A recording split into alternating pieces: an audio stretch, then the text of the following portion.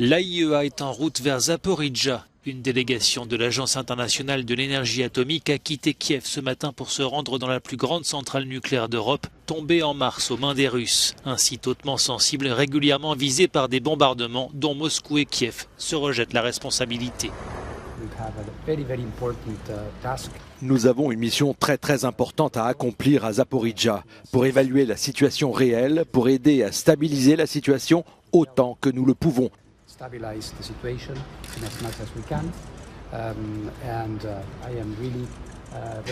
Je suis conscient de l'importance de ce moment. Nous sommes prêts. L'AIEA est prête.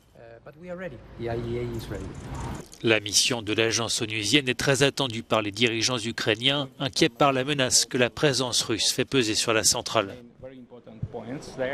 Nous leur avons donné une liste des principaux points très importants qu'ils doivent vérifier d'un point de vue technique. Il s'agit de comprendre aussi où sont les soldats russes. Nous avons des informations selon lesquelles ils essaient de cacher leur présence militaire. Il s'agit donc de vérifier tous ces points. En face, les séparatistes pro-russes ont donné des garanties de sécurité à la mission de l'AIEA. La délégation de l'AIEA dispose de garanties de sécurité de la part des forces alliées et de la Fédération de Russie. Toutes les mesures nécessaires seront prises pour assurer cette sécurité, mais je tiens à souligner qu'à l'heure actuelle, le régime ukrainien est fou et que rien ne peut être exclu.